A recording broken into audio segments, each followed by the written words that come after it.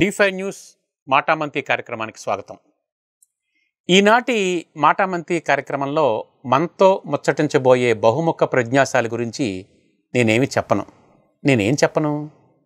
అనగనగా ఒక వంగూరి చిట్టెన్ రాజు, ఊరి పేరు వంగూరైనా కోకనాడలో పుట్టెన్ రాజు, జోకులతో గోబలు వాయగొట్టెన్ రాజు, హ్యూమర్ రైటింగుని వరించిన ఇంజనీరింగును ధరించి డాలర్స్ లాండును మెట్టెన్ రాజు, హ్యూస్టన్లో కాలు పెట్టెన్ రాజు, వృత్తిలోనూ ప్రవృత్తిలోనూ అదరగొట్టేసి రాజు, మేడలు డాబాలు కట్టేసిన రాజు, అయినా కాకినాడను కాజాలను విడిచిపెట్టన్ని రాజు, అమెరికా కొత్తల్లో చైనాను మంగలి చేతిలో తలపెట్టిన రాజు, చివరికి అమాయకంగారుగా బాహుమూల రుచులు చూపెట్టిన రాజు, ఏకుల్లాంటి మేకుల్లాంటి బాకుల్లాంటి జోకులతో పగలగొట్టెన్ రాజు, నవ్వించి మా గుండె కొల్లగొట్టెన్ రాజు, నేను చెప్పేది నవ్వు మీద ఒట్టేసి రాజు, అందుకే బాపు గీత రమణ రాత వేసి పెట్టెన్ నేడు జై చిట్టెన్ రాజు.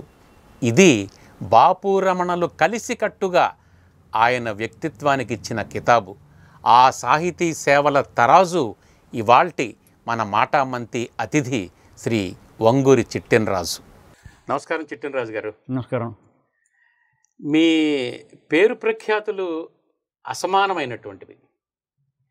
మీ ప్రఖ్యాతుల గురించి తెలుసుకునే ముందు మీ పేరు గురించి కొంత తెలుసుకోవాలని ఉంది. చిట్టెన్ రాజు కదా మీ పేరు. అది చాలా అపురూపమైనటువంటిది, అపూర్వమైన పేరు. ఆ పేరులో ఏముంది, అసలు ఆ పేరుకున్న ప్రత్యేకత ఏంటి, ఆ నేములో ఏముంది అంటారు? స్పష్టంగా తెలియదు, కానీ అది మా ముత్తాత గారి పేరు. కానీ మేము వంశవృక్షం వేసినప్పుడు ఆ పై తరాల్లో కూడా ఆ పేరు ఉంది.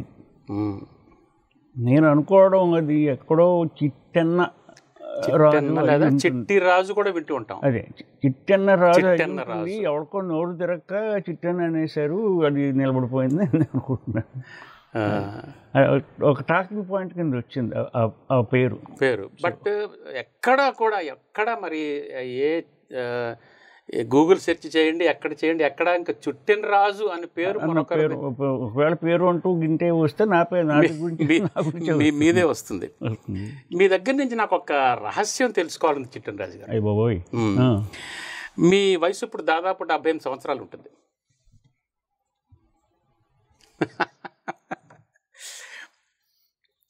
నాకు తెలిసి మీకు చాలా లక్షణాలు ఉన్నాయి. మీరు హాస్య కథలు రాస్తారు, హాస్య నాటికలు రాస్తారు, నాటకాల్లో పాత్రలు వేస్తారు, దర్శకత్వం చేస్తారు, సమన్వయం చేస్తారు, ప్రచురణలు చేస్తారు. ఇన్ని చేస్తారు కదా, ఇన్ని లక్షణాలు ఉన్నాయి, కానీ మీకు లేని లక్షణం ఒకటి ఉంది. చెప్పండి. కోపం. ఎలాగ మీరు ఇన్ని లక్షణాలతో ఉంటూ కోపం లేకుండా ఇంత ఆరోగ్యంగా, మీరు ఉత్సాహంగా ఉంటూ అందరినీ ఉత్సాహపరుస్తూ ఉన్నటువంటి మీ ఆరోగ్య రహస్యం ఏమిటి? మీకు రహస్యం చెబుతా. చెప్పండి, గట్టిగా చెప్పండి. నాకు కోపం ఉందో లేదో మా ఆవిడని అడగండి, చివరిలో అడుగుతా.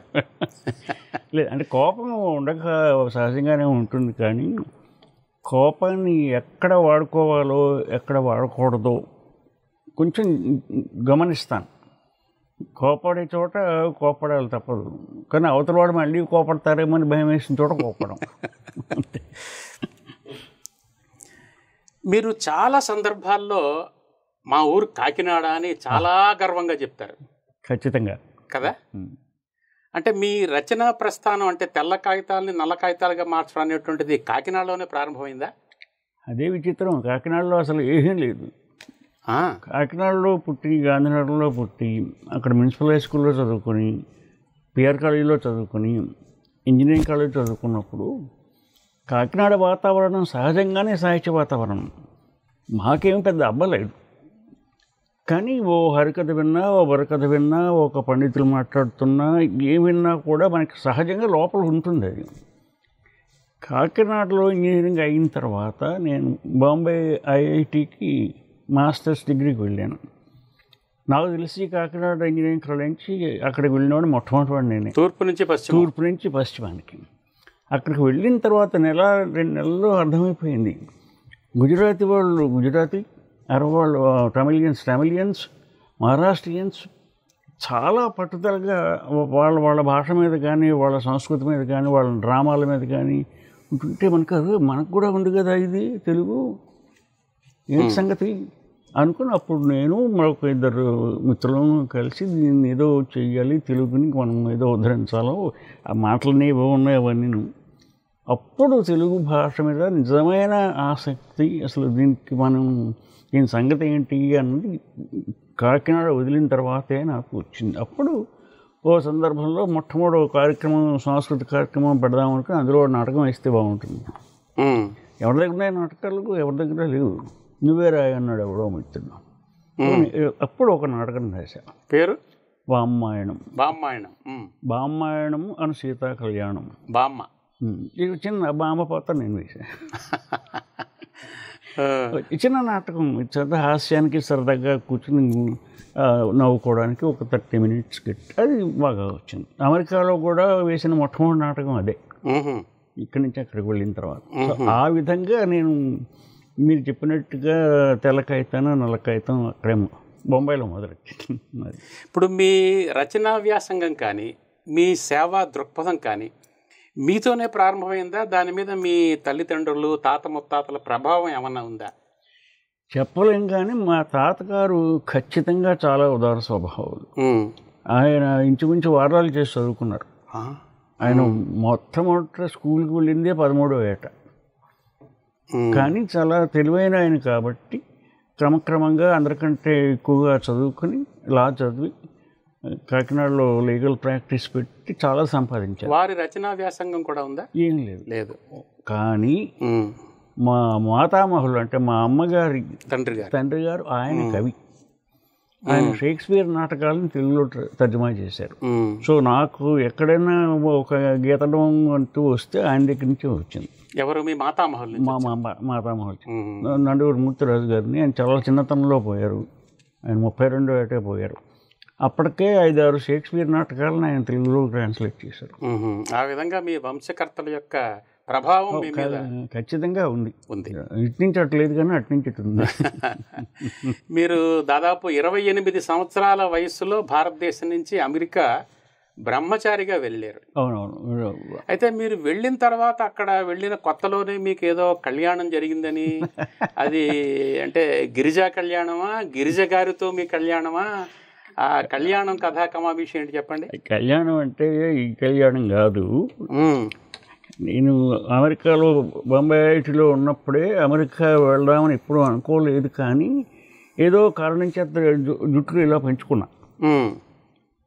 డాక్టరేట్ అవగానే నాకు అప్పటికి 6 ఏళ్ల ముందే గ్రీన్ కార్డు వచ్చింది. 6 ఏళ్ల ముందే వచ్చింది, 1968. అది పెద్ద కథ. సో ఆ కథ అలా ఉన్నా కూడా గ్రీన్ కార్డ్ అని కూడా నాకు తెలియదు. వచ్చింది గ్రీన్ కార్డ్ అని తెలియదు. అంటే వాళ్ళు ఒక కాన్సులేట్ వాళ్ళు కవర్ పంపించారు. ఆ కవర్ ఎక్కడో డబ్బాలో పడేసి కూర్చున్నా, అసలు ఓపెన్ చేయలేదు. డాక్టరేట్ ఫినిష్ చేయగానే వాట్ నెక్స్ట్, తర్వాత ఏం చేద్దాము అని. అప్పటికే నేను హాయిగా అసిస్టెంట్ ప్రొఫెసర్గా ఉన్నాను, ప్రతిబంధం లేవు. అప్పుడు ఒక 5 బయటకు తీశాను డాక్టరేట్ అయిపోయాక. అయిన తర్వాత తీసి నాకు అర్థం అవ్వక అది కాన్సులేట్ ఆఫీస్ కొడితే this is your approval for green card, నువ్వు యూఎస్కి అప్రూవ్ కావాలంటే అప్పుడు వెళ్ళొచ్చు అంటే ఇన్స్టంటేనియస్లీ వెళ్దామని అనుకున్నాక అమెరికాలో అందరూ ఇలా ఉంటారు కాబట్టి అనుకుని జుట్టు పెంచేసి వెళ్ళిన సందర్భం అది. ఓకే, నిజంగా దానికోసం కాదు, కానీ అక్కడికి వెళ్ళిన తర్వాత కొంచెం జుట్టు పెరిగి 1, 2 నెలలు 3 నెలలకి దాని పని చేస్తుంది. ఎక్కడ ఉద్యోగాలు రాకపోతే ఎవడో ఫ్రెండ్, ఇదంతా కథ. అప్పుడు ఏంటంటే నిజానికి ఏం జరిగిందంటే అక్కడ కూడా బొంబాయిలాగా 4 పోగేసి అక్కడ తెలుగు సాంస్కృతిక సంఘం పెడదామని అనుకుని నా ఆలోచన ప్రకారం మధురవాణి అని ఒక పత్రిక మొదలుపెట్టాం 1977లో. అదే నిన్న జానకి రామచారి గారు మాట్లాడుతున్నారు, అదే మధురవాణి తోటి ఈయన పిచ్చాపాటి మొదలెడితే మనకి ఇంకా అసలు టైం తెలియదండి అంటున్నారు. నేనంటే మధురవాణి అంటే వేరే ఎవరో అనుకున్నాను, పత్రిక వేరే కాదు, ఆవిడ బాగానే ఉంటుంది. ఆ పత్రిక మొదలుపెట్టినప్పుడు పత్రికలో కథలు కవితలు అన్నీ ఉండాలి, ఎవరు లేవు. అంచేత నా మొట్టమొదటి కథ రాశా. ఆ మొట్టమొదటి కథకి ఏం రాయాలి అనుకుంటే ఆ ముందు రోజే వెళ్ళి క్షవరం చేసుకొచ్చా. అది కళ్యాణం. సో ఆ కవర్ నేర్చుకోవడానికి జరిగిన తతంగం 1.5 పేజీల్లో ఓ చిన్న కథలాగా అల్లి రాశా. కథ పేరు జులపాల కథ. 100 ఏళ్ల తెలుగు కథకు వందనాలని గొల్లపూడి మారుతీరావు గారి 100 కథల్లోనూ కూడా మీ కథ ఒకటి చోటు సంపాదించుకోవడం మీ ప్రతిభకు గీటురాయి. నిస్సందేహంగా నా ప్రతిభ కాదని నేను చెప్పలేను, కానీ ఆ కథ చాలా ఆహ్లాదంగా. ఇప్పుడు ఈ 100 ఏళ్ల కథలో ఈ జులపాల కథ ప్రస్తావన చేశారు. జులపాల కథ మారుతీరావు ఎంపిక చేశారు. నన్ను ఇంటర్వ్యూ చేశారు.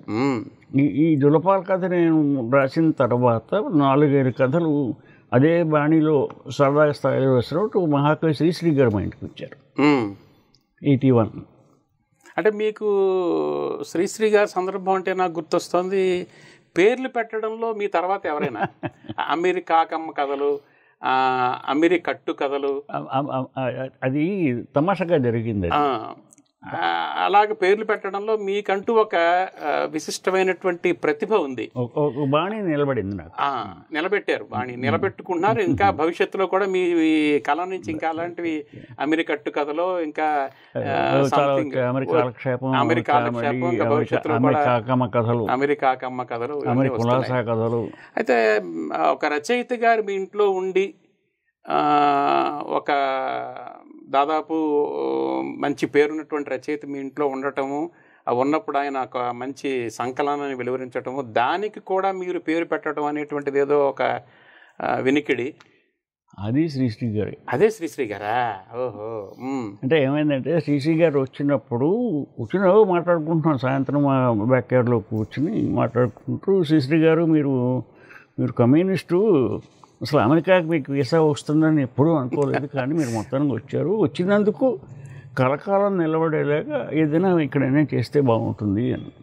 అంటే ఏం చేస్తే బాగుంటుంది అని కాస్త తర్జన పడ్డాక ఆయన అన్నారు, రే బాయ్ నేను చాలా 3 శతకాలు రాశాను, ఈ పద్యాలన్నీ ఆ పత్రికలోని ఈ పత్రికలోని అక్కడ పడ్డాయి, కానీ అన్నీ ఒక చోట లేవు, సో అవన్నీ కలిపి ఒక పుస్తకంగా వేస్తే బాగుంటుంది, సంకలనంగా వేద్దాం అంటే ఆ పద్యాలు ఎక్కడున్నాయి వేస్తారు అన్నాను. ఎక్కడుంటాయి? ఇగో ఇక్కడున్నాయి అన్నాడు. ఆశ్చర్యం. రాత్రి నేను ఆ బుక్ ఎలా ఉండాలో డిజైన్ చేశాను, ఆయన స్వహస్తాలతో రాయడానికి కోసం అని. మన్నాడు పొద్దున్న 7 గంటలకి ఇలాగే వాళ్ళ దగ్గర కూర్చున్నాడు, సాయంత్రం 7ంటికి లేచాడు. సిరిసిరి మూవలు, ప్రాసక్రీడలు, లిమరిక్కులు. సిరిసిరి మూవలు, ప్రాసక్రీడలు, లిమరిక్కులు, ఆ 3 శతకాలు. సరోజ్ గారు, శ్రీశ్రీ గారి భార్య సరోజ్ గారు పక్కనే ఉండి ఆయనకి ఎప్పుడైనా బుక్ని ఏదైనా జ్ఞాపకం రాకపోయినా ఆవిడ నిఘంటువు. సో ఆవిడ అది కాదు ఇది అంటే మొత్తానికి పుస్తకాన్ని పూర్తి చేసిన తర్వాత, అబ్బాయి నువ్వు పేరు పెట్టి ఇంకన్నా ఆ బాధ్యత మీకు అప్పచెప్పారు అంతే. ఇలా అన్నాక ఒక విషయం చేసిన తర్వాత సిప్రాలి. సిరిసిరి మూవలు, ప్రాసక్రీడలు, లిమరిక్కులు కలిపి సిప్రాలి. చాలా గొప్పగా ఉందండి, చాలా నా అదృష్టం అంతకంటే ఏం కాదు. అయితే ఇంకొక విషయం కూడా ఉందండి, అమెరికాలో అడుగుపెట్టినటువంటి ప్రముఖులందరినీ మీరు కట్టిపడేస్తారని, అంటే అభిమానంతో, ఆత్మీయతతో, ఆతిథ్యంతో. అది మీ ప్రతిభ, ఇందాక మీరు అన్నట్టు గిరిజి గారి ప్రతిభ? అనుమానం ఏం లేదు, గిరిజి గారి ప్రతిభే. ఇప్పుడు ఇక్కడ లేరు ఆవిడ, పర్వాలేదు, లేరు కాబట్టే చెప్పడం. అంటే ఆ రోజుల్లో ఎలా ఉండేదంటే ఎవరు వచ్చినా కూడా ఇప్పట్లాగా తిన్నగా హోటల్కి వెళ్ళిపోయి కార్యక్రమం చేసేసుకుని వెళ్ళిపోయే పరిస్థితి కాదు. అవునండి. ఎవరు వచ్చినా ఎవరో ఒక ఇళ్లలో ఉండవలసింది. నాకు మనుషులంటే ఇష్టం, నాకు ముఖ్యంగా సాహితీవేత్తలు, రచయితలు, కవులు అంటే మహా ఇష్టం. మనకి ఎందుకంటే మనకేం రాదు, వాళ్ళ దగ్గర నుంచి నేర్చుకుంటాం. ఇంచేత వాళ్ళని మా ఇంటికి తీసుకొచ్చి వాళ్ళు మాట్లాడుతుంటే విందామని, ఒక తపన ఉందన్నమాట. అసలు వాళ్ళు అంత గొప్ప వాళ్ళు ఎందుకు అయ్యారు, మనం ఇలా ఉన్నాం, ఇది కాకుండా వాళ్ళు ఎక్కడొక్కడ ఉండాలి, వాళ్ళకి పరాదేశం వచ్చారు, ఏమీ తెలియదు. సో వాళ్ళని ఎంత జాగ్రత్తగా చూసుకోవాలి అన్నది మన వాళ్ళు, మన దేశం నుంచి ఒక కళాకారుడు, ఒక కవి, ఒక సినిమా వాడు ఎవరు వచ్చినా కూడా కళాకారుని ఆత్మీయంగా మనం చూసుకునే ఆ తత్వాలు బాగా ఉన్నాయి. సో ఆయన చేత ఎవరు వచ్చినా కూడా మా ఇంట్లో బాపు గారు అనండి, రమణ గారు అనండి, నారాయణ రెడ్డి గారు అనండి, చాలా పెద్ద ఎస్పీ బాలసుబ్రహ్మణ్యం అనండి, విశ్వనాథ్ అనండి, ఎవరైనా కూడా ఆ ఊరంటూ వస్తే వాళ్ళని పట్టుకుని లాక్కునేవాళ్ళం. వాళ్ళు ఇంగ్లీష్లో ఉంటారండి, బాబోయ్ మా ఇంటి రండి, మా ఊరు వస్తుందండి, వాళ్ళందరినీ తీసుకొచ్చి అదృష్టం అది అందరికీ రాదు. అది గొప్ప గొప్ప వాళ్ళతో పరిచయం అవ్వటం, వాళ్ళతోటి మనం సంప్రదింపులు చేయటం అనేటువంటి నిజంగా పూర్వజన్మ సుకృతం, అదృష్టం అది. ఇప్పుడు మీరు అమెరికా వెళ్ళిన తర్వాత ఎవరైనా తానా అంటే మీరు తందానా అన్నారా, లేదంటే మీ అంతటి మీరు తానా అన్నారా, ఆట అన్నారా, నాట అన్నారా? ఈ తెలుగు వాళ్ళందరికీ కూడా ఈ ఆటపాటకలకి వేదికలు మీ అంతటి మీరు కల్పించారా? ఏంటి దాని స్ఫూర్తి? నేను కల్పించానని చెప్పకూడదు, కానీ 1977లో గుత్తికొండ రవీంద్రనాథ్ అని ఆయన పిలిచాడు. రవీంద్రనాథ్ ఆయనను కాకర్ల సుబ్బారావు, నిమ్స్ రవీంద్రనాథ్ పిలిచి, రాజుగారు మనం అమెరికాలో అన్ని వాళ్ళతోనూ తెలుగు వాళ్ళు ఉన్నాం, ఒక చోట కలుసుకుంటే ఎలా ఉంటుంది, ఒక సమావేశం పెడితే ఏంటి. ఎస్, బాగుంది. మనకి మానవ సంబంధాలు అసలు మొదటి ప్రయారిటీ. సో న్యూయార్క్లో ఎండ్ ఆఫ్ మే నెలాఖరిని ఒక తెలుగు సమ్మేళనం అని పెట్టాం. 1977 పెట్టినప్పుడు దేశం మొత్తం నుంచి 1500 మంది వచ్చారు. అప్పుడు చాలా ఎక్కువ. 1500 మందికి లోకల్గా ఉన్న మహిళలే ఆ భోజనాలు వండి పెట్టి అందరిలోనూ పెట్టి చాలా ఆత్మీయంగా జరిగిన సభ జరిగిన తర్వాత ఆఖరి దాంట్లో ఏంటంటే దేశం మొత్తానికి ఒక సంఘం ఉంటే బాగుంటుంది అన్న ఆలోచన వచ్చింది. ఆలోచించినప్పుడు దాన్ని ఎలాగా అంటే ఒక 7గురిని డైరెక్టర్స్గా ఎన్నుకున్నారు. ఫౌండింగ్ డైరెక్టర్స్గా 7గురిని ఎన్నుకున్నారు. ఆ 7గురిలో మీరు ఒకరు ప్రథములు. నేను, తుమ్మల మాధవరావు, ఎల్లుల బసయ్య గారు, సో మేము 7గురు కలిసి ఏం చేస్తే బాగుంటుంది, ఒక నేషనల్ అసోసియేషన్ రూపురేఖలు ఎలా ఉండాలి ఏమిటి అని అప్పుడు ఒక అంబ్రెలా ఆర్గనైజేషన్ కింద, అంటే అసోసియేషన్ అన్ని ప్రాంతాల్లో ఉన్న అన్నిటికీ కలిపి ఒక అంబ్రెలా ఆర్గనైజేషన్ కింద ఉంటే బాగుంటుంది అని దానికి Telugu association of North America TANA అని దాదాపుగా 50 ఏళ్ళు అవ్వచ్చు. 77 అంటే అదే. సో అలా పెట్టిన తర్వాత మొట్టమొదటి తానా పేరు రిజిస్టర్ అయింది 78, 79, 80 అయింది. సో మొట్టమొదటి తానా అనే పేరుతో సమావేశం డిట్రాయిట్లో అనుకుంటాను 79లో జరిగింది అది. సో అలాగ నేను తానాకి ఒక ఫౌండింగ్ ట్రస్టీ కింద లెక్క. ఆ తర్వాత 20 ఏళ్ళు నేను రకరకాలుగా తానాలో రీజనల్ డైరెక్టరు, ట్రస్టీ, ఖచ్చితంగా తానా పత్రికకి ఎడిటోరియల్ బోర్డులో మా కిరాణ్ రఘునాథ్ గారు తానా పత్రిక అని దానికి పేరు పెట్టితే నేను అసోసియేట్ ఎడిటర్గాను, తిరుపతి గారి తర్వాత సంపాదకీయంలో చాలామంది తానా పత్రిక చీఫ్ ఎడిటర్గా కూడా నేను 4 ఏళ్ళు పని. మీరు చాలా సంపాదకులు అంటే నా ఉద్దేశం చాలా పత్రికలు అంటే చెప్పుకోకూడదు, కానీ తానా, ఆట, నాట వీటన్నిటికీ కూడా అన్ని పత్రికలకి సంపాదకుడుగా పనిచేసిన వాడు నేను ఒక్కడే. అదే అంటున్నాను, చాలా సంపాదించాను. మీ అమెరికా కామెడీ కథలు, ఆ పుస్తకం మీద అట్ట మీద బొమ్మ బాపు గారు వేశారు కదండి, దాని కథ ఉంది. అదే ఆ బొమ్మ చూస్తే చాలా విచిత్రంగా ఉంటుంది. పైన హ్యాట్ ఉంటుంది, దాని కింద కోటు ఉంటుంది, కింద చూస్తే పంచి ఉంటుంది, ఒక కాలు పక్కకి ఎత్తుంటుంది. అసలు ఏమిటి దాని వెనకాల కథ చెప్పండి. 1996లో నేను ఒకసారి మద్రాసు వెళ్ళినప్పుడు, మద్రాసు వెళ్తే ముందు బాపు గారి ఇంటికి వెళ్ళిపోతాం, అంతే, చాలా ఆత్మీయ. బాపు గారి ఇంటికి వెళ్ళిన తర్వాత ఆయనకి మామూలుగా అయితే కింద హాల్లో కూర్చుని మాట్లాడతారు, కొంతమందిని మాత్రమే మేడ మీదకి తీసుకెళ్ళి ఆయన బొమ్మలు వేసే గది చూపిస్తారు. పైకి రావయ్యా అన్నాడు, వెళ్ళాం.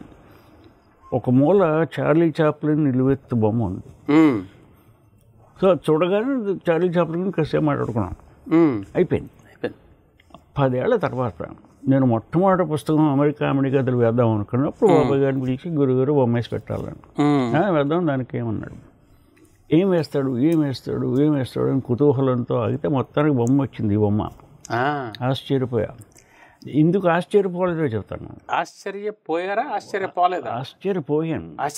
కానీ ఆశ్చర్యపోని కారణం ఏంటంటే ఆయన చార్లీ చాప్లిన్ బొమ్మే తీసుకున్నాడు, దానికి ఒక టోపీ పెట్టి నా మొహం పెట్టి అక్కడ ఓ పంచగట్టి ఇవన్నీ నార్మల్గానే ఉంటాయి. ఆ కోటు సరిగ్గా రంగులతో ఉంటుంది. అదే కోటును 1996లో నేను వేసుకెళ్ళాను. అప్పటికి ఎన్ని ఏళ్ళైంది?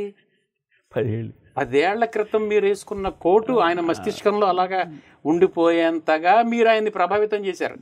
నేను ప్రభావితం చేశానని చెప్పకూడదు. అలా అంటే అలా కదా, ఆయనకున్న ఆయన సునిశ్చితమైనటువంటి పరిశీలన శక్తి చాలా గొప్ప. ఆయన జీనియస్ కథ ఉదాహరణ. 10 ఏళ్ల క్రితం నేను వేసుకున్న చొక్కాని చార్లీ చాప్లిన్కి తగిలించిన బొమ్మే. ఆశ్చర్యపోయాను. ఆయన మీరు ప్రస్తావన తెచ్చారు కాబట్టి బాపు గారు డీటెయిలింగ్ కూడా అలాగే ఉంటుందండి. కార్టూన్ వేసిన చిన్న గీత అంతే, దాంట్లో ఇంత అర్థం వస్తుంది. ఇప్పుడు ఒక గుడి ముందు ఇద్దరు భార్యాభర్త మాడుకుంటుంటారు, కానీ ఆ చూస్తే ఆ వాతావరణం అంతా మనకి వెనకాల ప్రస్ఫుటంగా కనిపిస్తూ ఉంటుంది. ఆయన తెలుగువాడు చేసుకుని చాలా అదృష్టం. ఆయన జీవించి ఉన్న కాలంలో మనం కూడా జీవించని చెప్పుకోవడం మన అదృష్టం. ఖచ్చితంగా. దానికి ఆ పుస్తకానికి రమణ గారు ముందు మాట రాశారు, అద్భుతంగా రాశారు. ఇప్పుడు మీరు అమెరికాలో చేస్తున్నటువంటి సాహితీ సేద్యం ఒక ఎత్తు, భారతదేశంలో మీ మూలాలు మర్చిపోకుండా ఇక్కడ ఉన్నటువంటి సంస్థలకు కానీ ఇక్కడ ఉన్నటువంటి ఇతర సాహితీ సంస్థలకు కానీ లేకపోతే సాహిత్యపరంగా కానీ మీరు చేస్తున్నటువంటి సేవలు, మీరు ఇస్తున్నటువంటి ప్రోత్సాహం మరింత ఎత్తు. అయితే భారతదేశానికి సంబంధించినంత వరకు, ముఖ్యంగా తెలుగువారికి సంబంధించినంత వరకు మీరు చేస్తున్నటువంటి సేవలు అంటే ఏం చెప్తారు? సేవలు అనేది చాలా పెద్ద పదం, అంతకన్నా చిన్న పదం లేదు. కర్తవ్యం అనుకోవాలి ఓ విధంగా చూస్తే. ఎందుకంటే ఇక్కడ 2 కోణాలు ఉన్నాయి. చెప్పండి. ఒకటి సాహిత్యం. సో సాహిత్యాన్ని మనం తెలుగు సాహిత్యాన్ని ఎలా పెంపొందించాలి, ఎందుకు అన్నదానికి ఒకటే నాకు కారణం. ఒక రచయిత స్వయంభూ, ఎవరో చెప్తే రాయలేడు. వాళ్ళంతటా వాళ్ళు ఒక కవిత కానీ ఒక కథ కానీ రాయాలి. స్వయంభూ అంటే వాళ్ళు దేవుడి కింద లెక్క. సో ఒక రచయిత దేవుడు. ఎందుకు దేవుడు అంటే రాయడం గురించే కాదు, భాష తీసుకొని సంస్కృతి, కళారూపాలు ఇవన్నీ తీసుకుంటే వీటన్నిటినీ కలిపి సంధానం చేసేది వెన్నెముక రచయిత. వాల్మీకి రామాయణం రాయకపోతే రాముడు దేవుడు అని మీకు తెలుసా? తెలియదు. త్యాగరాజు తనంతట తను రాసుకోకపోతే అసలు కర్ణాటక సంగీతానికి అంత విలువ వచ్చేదా? ఆఖరికి వచ్చిన సినిమా రచయిత సంభాషణలు రాయకపోతే మహేష్ బాబు సినిమా తీసేవాడా? అంత ప్రతిభ ఉన్న రచయిత ప్రపంచంలో ఎక్కడున్నా కూడా స్వయంభువే. అంచేత భారతదేశంలో, నేను పుట్టుబడిగిన ఈ దేశంలో మనం ఏం చేయగలము, సో అమెరికాలో ఏం చేయగలుగుతామో అదే భారతదేశంలోనూ ఆ మాటకు వస్తే ప్రపంచంలో అన్ని దేశాల్లో చేయడానికి నా చిన్న ప్రయత్నం అంతే. మీరు చేస్తున్న సాహితీ సేవ ఒక ఎత్తు, సామాజిక సేవ ఒక ఎత్తు. ఇప్పుడు వంగూరి ఫౌండేషన్ ఆఫ్ అమెరికా అని పెట్టి దాదాపు 500 మంది దివ్యాంగులకి కొత్త జీవితాన్ని ఇచ్చినటువంటి సందర్భం కూడా ఉంది. అది రామరాజు గారు, అది ఆ అవకాశం నాకు వంశీ రామరాజు గారు ఇచ్చారు.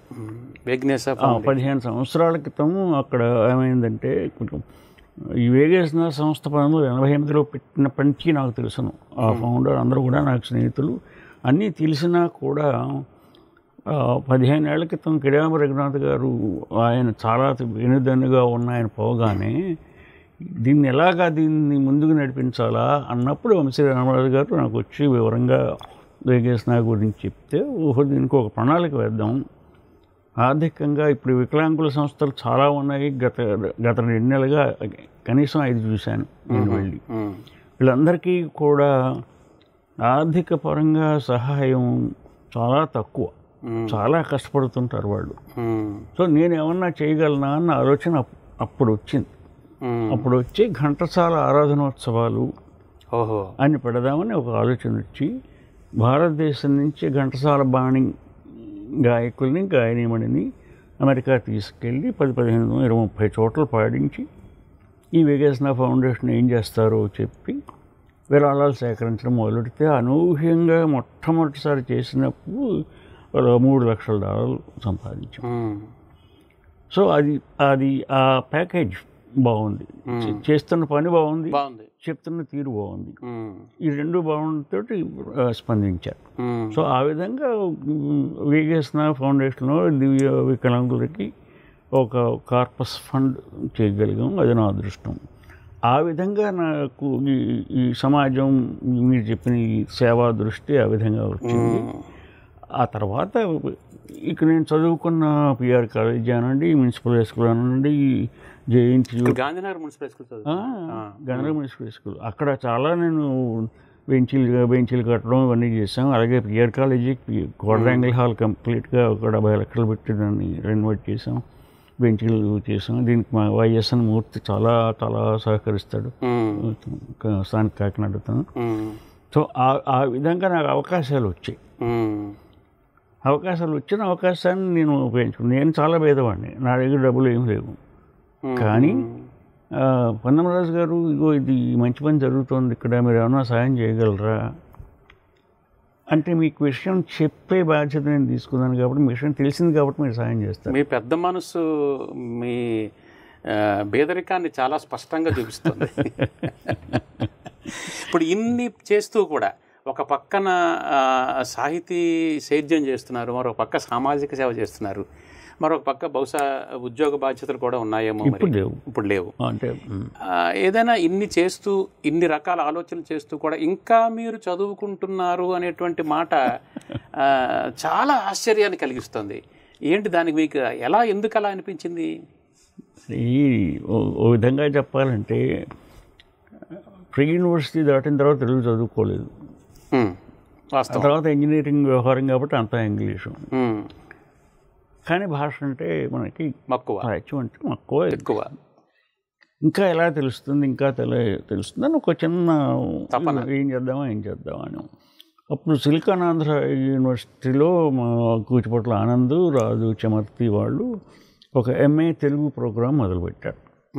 దానికి మృణాల్ గారేమో హెడ్ ఆఫ్ ది డిపార్ట్మెంట్. వీళ్ళందరూ నాకు చాలా మంచి మిత్రులు.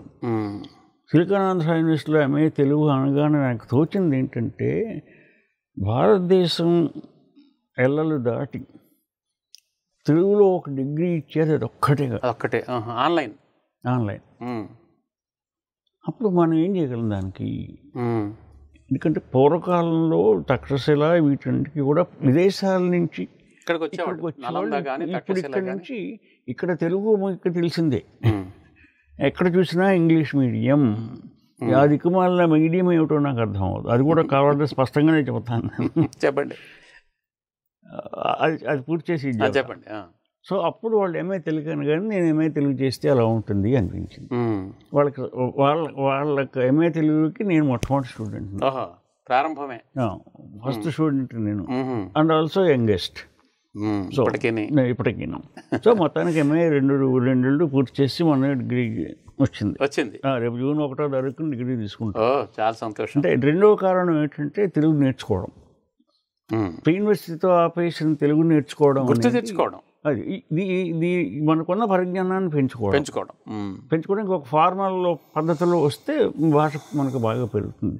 చెప్పిన వాళ్ళు కూడా హేమీ మృణాల్ గారు, అద్దంకి శ్రీనివాస్ గారు, వారిజారాణి గారు, లక్ష్మణ్ చక్రవర్తి గారు, గంగశెట్టి లక్ష్మీనారాయణ, వీళ్ళందరూ వస్తారు ఈ వారం 9-10. అది ఈ మీడియం గురించి ఒకటి స్పష్టంగా చెప్పండి. మనకు కంప్యూటర్ సైన్సెస్ ఉంది, మెడికల్ ఉంది, ఇంజనీరింగ్ ఉంది. మనకి తెలుగులో పుస్తకాలు లేవు, తెలుగులో చెప్పలేం కాబట్టి అవి ఖచ్చితంగా ఇంగ్లీష్లో చెప్పండి. ఏది అవసరమో. భారతదేశ చరిత్ర ఇంగ్లీష్లో నేర్చుకోవాల్సిన కర్మ మనకేంటి? మన తత్వశాస్త్రం మనం ఇంగ్లీష్లో ఎందుకు నేర్చుకోవాలి? తమిళ్లో నేర్చుకోవాలి, కన్నడ వాళ్ళు కన్నడలో నేర్చుకోవాలి, తెలుగు వాళ్ళు తెలుగులో నేర్చుకోవాలి.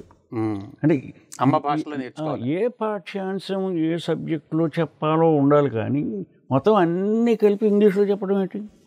అన్నీ కలిపి తెలుగులో చెప్పడం ఏంటి? మంచి అసంబద్ధం. అవును. ఇప్పుడు కంప్యూటర్ సైన్స్ మనకు లేదు కాబట్టి ఖచ్చితంగా ఇంగ్లీష్లో చెప్పండి. అవును. భారతదేశ చరిత్ర మనకు ఉంది కాబట్టి తెలుగులో చెప్పండి. ఇంగ్లీష్లో ఎందుకు చెప్పాలి దాన్ని? అవునండి. అలాగే ఏ సబ్జెక్టు ఏ భాష అనువైందో కొన్నింటికి రెండూ చెప్పాలి. ఉదాహరణ లా ఉందనుకోండి, మనకు లా 2 భాషల్లోనే చెప్పాలి. ఎందుకంటే మనకున్న లాస్ అన్నీ కూడా ఇంగ్లీష్లో ఉంటాయి, కానీ ఆచరించే తెలుగులో ఆచరిస్తాం. అవునండి. అవి రెండింటిలో చెప్పాలి. అలా ఉండాలి. కానీ విద్యా విధానం ఇంగ్లీష్ మీడియం అనేది దాన్ని బట్టి దాని చుట్టూ తిరిగి అసలు భాషని ఖూని చేసేస్తే పరమ దౌర్భాగ్యం అది. మా బోటికాళ్ళకి నిజమేనండి. విన్నప్పుడల్లా అందరితోటి మాట్లాడడం, బట్ అదేం జరిగేది కాదు. చాలా ఆవేదనతోటి ఒక ప్రశ్న అడుగుతాను మిమ్మల్ని చిట్టన్ రాజు గారు. ఇప్పుడు మనం సాధారణంగా అనుకుంటూ ఉంటాం తెలుగు యువత తెలుగుకి దూరం అవుతున్నారని. వాళ్ళు దూరం అవుతున్నారా, మనం దూరం చేస్తున్నామా?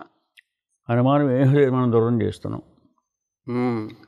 వాళ్ళు దూరం అవ్వకుండా ఎలా ఉండగలరు? మీరు ఇంగ్లీష్ మీడియంలో అన్నీ చెబుతుంటే, తెలుగుని మామూలు భాషగా కూడా చెప్పడానికి వెనకాడుతుంటే వాళ్ళకి అవకాశం ఎక్కడ? కేవలం మార్కుల కోసం ఒక సబ్జెక్ట్ అయిపోయింది అది. అది వాళ్ళకి అవకాశం ఎక్కడుంది?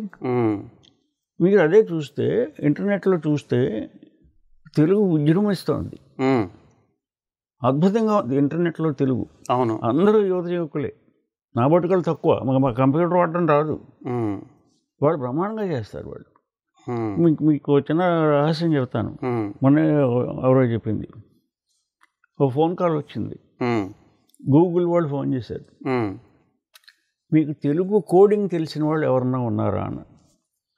తెలుగులో కోడింగ్ ఏంటి అంటే, మరి ఫ్రెంచ్ వాళ్ళు ఫ్రెంచ్లో కోడింగ్ చేస్తారు, రష్యన్ వాళ్ళు రష్యా చేస్తారు, తెలుగు వాళ్ళు తెలుగులో కోడింగ్ ఎందుకు చేయాలి అంటే, మీది 120 మిలియన్ పీపుల్ మార్కెట్ గూగుల్ వాళ్ళ లెక్క ప్రకారం. తెలుగు వాళ్ళు 120 మిలియన్స్ ఉన్నారు. సో వాళ్ళని చేరాలంటే తెలుగులో చేరాలి. ఇటు కాకుండా ఇంగ్లీష్ను రుద్దితే వాళ్ళు అటు ఇంగ్లీషు కాదు, ఇటు తెలుగు కాదు, మధ్య రకం. మన దౌర్భాగ్యం అంతే. ఇప్పుడు నాకు తెలిసినంత వరకు కూడా మీరు అనేక రకాలుగా తెలుగుని ప్రోత్సహించేటువంటి ప్రయత్నం చేస్తున్నారు. ఈ తెలుగు భాష వికాసానికి కానీ, తెలుగు భాషని మన యువతకి, ప్రత్యేకించి తెలుగు యువతకి చేరువ చేయటానికి మీరు కానీ, మీ అమెరికాలో ఉన్నటువంటి సంస్థలు కానీ చేస్తున్నటువంటి కృషి ఏంటి అనేది ఏమన్నా కొంచెం వివరిస్తారా? ప్రత్యేకమైన కృషి ఏమీ లేదు. ఇక్కడ జరుగుతున్న విషయం ఏంటంటే, ఈ యువత ఎవరో చెప్పేదాకా ఆగరు, వాళ్ళే చేసుకుంటారు. మేము ఒక విధంగా మేము ప్రతిబంధకం ఏమో అని కూడా నా అనుమానం. అస్తమానం నన్నయ్య తెక్కన మాట్లాడేస్తారు. ఇప్పుడు ఈ రోజుల్లో జరుగుతున్న భాష ఏమిటి, ఈ రోజుల్లో జరుగుతున్న వ్యవహారాలు ఏమిటి మాట్లాడడానికి కానీ, దానికి కానీ, తెలుగులో రాయడానికి కానీ మేము మా పరిధి కానీ ఇవి కానీ చాలా తక్కువ. వాళ్ళకి మొత్తం అంటే మీరు పెడుతున్నటువంటి కథల పోటీలు కానీ, మీరు పెడుతున్నటువంటి కవితల పోటీలు కానీ, ఇలాంటి వాటన్నిటికీ స్పందిస్తారు. నాకు ప్రపంచవ్యాప్తంగా ఎప్పుడైనా కథలు, ప్రతి ఉగాదికి కథల పోటీలు పెట్టినప్పుడు వచ్చేవన్నీ కూడా 30-40 వాళ్ళ దగ్గర నుంచి ఎక్కువ వస్తాయి. ప్రపంచం అంటే ప్రతి వాళ్ళు అవకాశాల కోసం చూస్తున్నారు. అవునండి. బట్ కానీ ఇంకా స్ట్రక్చర్ రాలేదు. ఇంకా అది వాళ్ళు ఇంకా గురువు నుంచం ఆటలోనే ఉన్నారు. కానీ నాకు చాలా ధైర్యం, ఎందుకంటే యువతలో చాలామందికి తెలుగు మీద, ముఖ్యంగా సాహిత్యం మీద ఆసక్తి ఉంది. అవధానం మీద ఎంత ఆసక్తి ఉంది, నిజంగా చాలా ఆసక్తి ఉంది. ఇంటర్నెట్లో చూస్తే ఆశ్చర్యపోతారు. అసలు మనం వాళ్ళతో పోటీ పడలేము. అది వాళ్ళకి మాత్రమే పరిమితమైంది. విద్యా విధానం ఇలా ఉండబట్టి 2, 3, 4 తరాలకి తెలుగు రాయడం రాకపోతే, సినిమా భాష తప్పితే మాట్లాడడం రాకపోతే, అంటే దీని నుంచి బయటపడాలి అంటే ఇటు ప్రభుత్వాలు కానీ, లేదా ఇటు సామాజిక సంస్థలు కానీ ఏం చేస్తే బాగుంటుందని కొంతవరకు మీ సూచన? దీనికి సమస్య ఏమిటంటే, ఉద్యోగాలు, ఆదాయానికి, భాషకి ముడిపెట్టకూడదు. ఆ చిక్కుముడి విడేదాకా ఉద్యోగానికి తెలుగు భాష అక్కర్లేదు, తెలుగు నేర్చుకుంటే ఇంగ్లీష్ నేర్చుకోవడానికి ప్రతిబంధకం, ఇలాంటి దౌర్భాగ్యమైన ఆలోచనలు ఆ చిక్కుముడి విడేదాకా ఈ పరిస్థితి లేకపోతే ఉంటుంది. ఆ చిక్కుముడి విడడానికి మళ్ళీ ఎవరు వస్తారో మనకు తెలియదు. ఒక అవతార పురుషుడు ఖచ్చితంగా వచ్చి, భాష వేరు, ఉద్యోగం వేరు, ఈ ఉద్యోగానికి ఈ భాష నేర్చుకో, ఆ ఉద్యోగానికి ఆ భాష నేర్చుకో, రెండింటికి సంబంధం లేదు. భాష ఒక జాతికి, ఒక అస్తిత్వానికి, మనకి మూలం. ఉద్యోగం ఆదాయం, జీవిక, రకరకాలుగా ఆదాయం ఉంటుంది. అసలు 100 మాటలు రాని వాళ్ళు కూడా ఉద్యోగాలు చేసుకుంటారు, సంపాదించుకుంటున్నాడు. ఇంగ్లీష్ వస్తేనే అమెరికాలో ఉద్యోగం వస్తాయి అనుకున్నంత తక్కువ అది లేదు. చిట్టన్ రాజు గారు, ఇప్పుడు వంగూరి ఫౌండేషన్ ఆఫ్ అమెరికా ప్రారంభమై దాదాపు 3.5 దశాబ్దాలు అయింది. 30 ఏళ్ళు అయిందండి. 1994లో మొదలుపెట్టాము. ఇప్పుడు 30వ వార్షికోత్సవం. ఈ వార్షికోత్సవం సందర్భంగా ఈ వారాంతంలో అంటే మార్చి 9, 10లో కాకినాడ దంటు కళాక్షేత్రంలో అఖిల భారత తెలుగు సాహితీ సదస్సు నిర్వహిస్తున్నాం. దానికి వెంకయ్యనాయుడు గారు ప్రారంభం, అట్లాగే లక్ష్మీప్రసాద్ గారు, మండల బుద్ధప్రసాద్ గారు, జొన్నవిత్తులు గారు, భువనచంద్ర గారు, ఇలాగ చాలామంది సాహితీవేత్తలు వస్తున్నారు. ఇందులో భువనచంద్ర గారికి జీవన సాఫల్య పురస్కారం ఇస్తున్నాం. ఓకే, అయితే ఈ 30 సంవత్సరాలలో ప్రత్యేకించి సాహిత్యపరంగా చేసినటువంటి ప్రచురణలు కానివ్వండి, ఇతర కృషి కానీ ఏదైనా వివరిస్తారా? టూకీగా చెప్పాలంటే ఇప్పటికీ 29 ఉగాది ఉత్తమ రచనల పోటీలు, 30 ఏళ్లలో 29 పోటీలు అంటే సంస్థ మొదలుపెట్టిన తర్వాత మొదటి సంవత్సరం నుంచి మొదలుపెట్టాం. 29 ఉగాది ఉత్తమ రచనల పోటీల్లో కనీసం 60-70 మంది కొత్త రచయితలు పుట్టుకొచ్చారు. తర్వాత 1998లో మొదలుపెట్టి మొట్టమొదటి అమెరికా తెలుగు సాహితీ సదస్సు అని దేశవ్యాప్తంగా, అంటే అమెరికా దేశవ్యాప్తంగా తెలుగు రచయితలు అందరినీ ఒక వేదిక మీద తీసుకురావడం మొదలుపెట్టి ఆ పరంపరలో ఇప్పటికి 13 అమెరికా తెలుగు సాహితీ సదస్సులు, అవన్నీ అన్ని అమెరికాలోనే ఒక్కొక్కసారి ఒక్కొక్క నగరంలో అది నిర్వహించాం. 2007లో మొదలుపెట్టి ప్రపంచ తెలుగు సాహితీ సదస్సు అనే ప్రక్రియ హైదరాబాద్లో మొదలుపెట్టి ఆ తర్వాత హ్యూస్టన్, లండన్, సింగపూర్, వివిధ దేశాల్లో, ఆస్ట్రేలియా, న్యూజిలాండ్, జోహాన్స్బర్గ్ ఇంటర్నెట్లో, తర్వాత రేపు నవంబర్ 21-22లో 9వ ప్రపంచ తెలుగు సాహితీ సదస్సు డోహా, ఖతార్లో జరుగుతుంది. నవంబర్ 2024 ఈ ఏడాది ఆఖరిలో. సో ఇవి ప్రపంచ తెలుగు సాహితీ సదస్సులు. ఇవి కాక నెల తెలుగు నెల, అది హైదరాబాద్లో ఇప్పటికి 178 కార్యక్రమాలు జరిగాయి. అలాగే మిగతా చోట్ల కూడా ఆ పేరిట వంగూరి ఫౌండేషన్ చేయకపోయినా కూడా ఆ పేరిట సాహిత్య కార్యక్రమాలు జరుగుతుంటాయి. ఇంకా మామూలుగా జరిగే పుస్తకావిష్కరణ కార్యక్రమాలు అవి చాలానే ఉన్నాయి. స్థూలంగా చెప్పాలంటే ఇవి కాక పుస్తక ప్రచురణలో ఇప్పటికి 118 పుస్తకాలు ప్రచురించాం. 118 పుస్తకాలు ప్రచురించాం. వంగూరి ఫౌండేషన్ తరఫున 118 పుస్తకాల్లో నాకు చాలా నచ్చింది, చాలామందికి మెచ్చింది కూడా ఏంటంటే ఈ అమెరికా కథానిక సంకలనాలు. అవి మొదలుపెట్టి ఇప్పటికీ 17 సంకలనాలు. సంవత్సరానికి ఒక సంకలనం, సంవత్సరానికని కాదు, ఎప్పుడైనా ఒక సాహితీ సదస్సు జరిగినప్పుడల్లా చేద్దామని. అంటే నేను ఓ విధంగా చెప్పాలంటే కౌముదిలో ప్రతి నెల ఒక హాస్య కౌముది రాస్తాను. అవునండి. 2 ఏళ్ళకి ఒకసారి అవి ఒక పుస్తకంగా వేసుకుంటాను.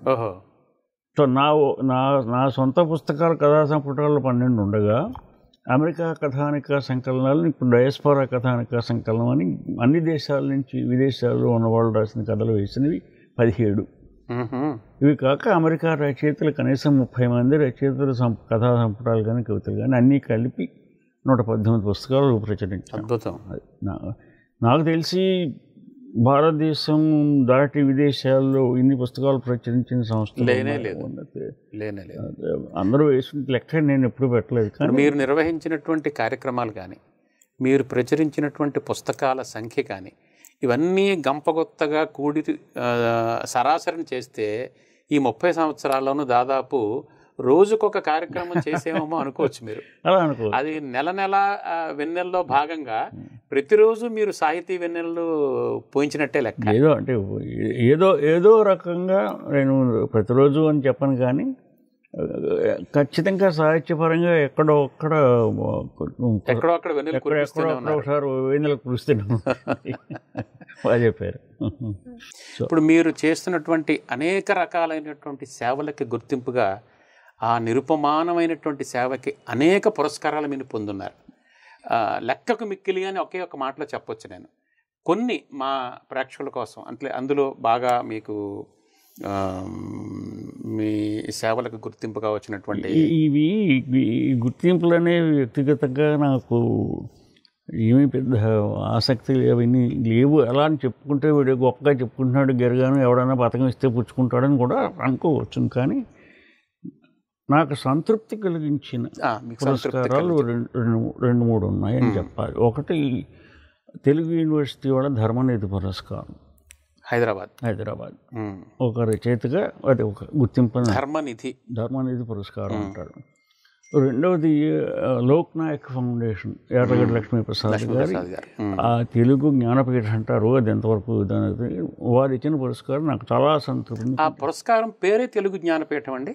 కాదు, ఏదో ఉంది దానికి, లోక్ నాయక్ ఫౌండేషన్ పురస్కారం అనే అంటారు. లోక్ నాయక్ ఫౌండేషన్ అంటారు, కానీ జనాంతికంగా తెలుగు జ్ఞానపీఠ అంటారు. దానికి కూడా కారణం ఏదో చెప్పారు. జ్ఞానపీఠ అవార్డుకి ₹1,00,000 ఎంతో ఇస్తే దీనికి కూడా ₹1,00,000 ఇస్తారు. అంచేత అది కేంద్రం వాళ్ళు ఇచ్చింది, లక్షణాలు కలిసాయి, ఎక్కడో కలిసింది. చెప్పుకోవడానికి బాగుంది అది. అలాగే సరే, నిన్న కాక మొన్న 2 వారాలు హైదరాబాద్ విజయవాడలో ఆంధ్రప్రదేశ్ అధికార భాషా సంఘం వారి తరఫున జీవన సాఫల్య పురస్కారం ఒకటి. చాలా సంతోషం. ఇలా ఉన్నాయి, చాలానే ఉన్నాయి ఇవన్నీ. అంటే ఇవి తాన వాళ్ళు అటవాళ్ళు అందరూ కూడా నాకు ఎలాగా మీకు సంతృప్తినిచ్చినవి, బాగా సంతృప్తినిచ్చినవి. అంటే ఇది ఒక పద్ధతి ప్రకారం వెళ్ళి దీనికోసం ఇచ్చిన గుర్తింపు. ఇవి కూడా నేను అనుకోవడం మీకు సంతృప్తినిచ్చిన వాటిల్లో కొన్ని. అంటే ఇప్పుడు ఈ గుర్తింపులు ఎలా ఉంటాయంటే, వీడికి ఏదో మనకు అవార్డు ఇద్దాం అనేసుకుని అవార్డు ఇవ్వడం ఒకటి, ఇహో ఈ పని చేసిన వాడు ఎవడు ఈయన కాబట్టి ఇవ్వడం ఒకటి. అటువంటి గుర్తింపు ఈ పర్టికులర్గా ఈ పని చేశారు కాబట్టి ఇది మంచి పని కాబట్టి దీనికి గుర్తిద్దాం. పనికి గుర్తింపు ముఖ్యంగానే వ్యక్తికి గుర్తింపు కాదు. వ్యక్తి గుర్తింపులు సరదాగా సేవలు వేసుకుంటాం, దాంట్లో వేసుకుంటాం, ఓహో అనుకుంటాం, అయిపోయింది. మనం మొదట్లో మాట్లాడుకుంటూ కోపం గురించి అనుకున్నాం, మిమ్మల్ని చివరిలో అడుగుతానండి అన్నాను నేను. కొంచెం ధైర్యం తెచ్చుకునైనా పర్వాలేదు చెప్పండి, మీరు మీ శ్రీమతి గారిని కోప్పడినటువంటి సందర్భం ఏమైనా ఉందా? ఉంటే ఏంటి? కొన్ని చెప్పచ్చు, కొన్ని చెప్పకూడదు. ఒకటి చెప్పండి. సాధారణంగా నాకు కోపం రాదు. కోపం ఎప్పుడు వస్తుంది అంటే, ఆవిడ చీటికి మాటికి కూడా నువ్వు చాలా జాగ్రత్తగా ఉండు, ఆరోగ్యం సరిగ్గా చూసుకో, విశ్రాంతి తీసుకో, అక్కడికి పోకు, పడుకోకు, ఈ సతాయింపు ఒకటి ఉంటుంది. ప్రతి భార్య వాడు పాడైపోతున్నాడేమో, వాడు ఆరోగ్యం పాడైపోతుందేమో, అయితే తిను, అది తిను, నువ్వు కంచం పెట్టి పోలోపు నడిస్తే నాకు వద్దు బాబోయ్ నాకు అని చెప్పి అలాంటి సందర్భాల్లో కోపం వస్తుంది నాకు. అంతేగాని సీరియస్ కోపాలు ఎప్పుడు రాలేదు. చాలా చాలా సంతోషం చిట్టెన్ రాజు గారు. చాలా బహుముఖమైనటువంటి ఒక ప్రజ్ఞాశాలిగా, ఒక కథకుడిగా, ఒక సామాజిక కార్యకర్తగా మీరు చేస్తున్నటువంటి సేవలు తోటిపాటుగా అనేక విషయాలు ఈరోజు మా D5 న్యూస్ కోసం తెలియచేయడానికి మా స్టూడియోకి మా ఆహ్వానాన్ని మన్నించి విచ్చేసినందుకు హృదయపూర్వకంగా మా ప్రేక్షకులందరి పక్షాన నమస్కారం. మీకు ఇంత అవకాశం నాకు ఇచ్చిన గురించి నా డబ్బానే కొనుక్కోవడానికి అవకాశం ఇచ్చినందుకు నాకు ధన్యవాదాలు. శ్రోతలందరికీ నమస్కారాలు. అది అమెరికాంధ్ర భోజుడు, అమెరికాస్య బ్రహ్మ, తెలుగు భాషా సేవకుడు, నిరంతర సామాజిక సేవకుడు, సకల కళా పోషకుడు శ్రీ వంగూరి చిట్టెన్ రాజు గారితో మాటామంతి. మరొక ఆసక్తికరమైన అంశంతో మళ్ళీ కలుద్దాం. అంతవరకు తెలుగులోనే మాట్లాడదాం. ధన్యవాదాలు.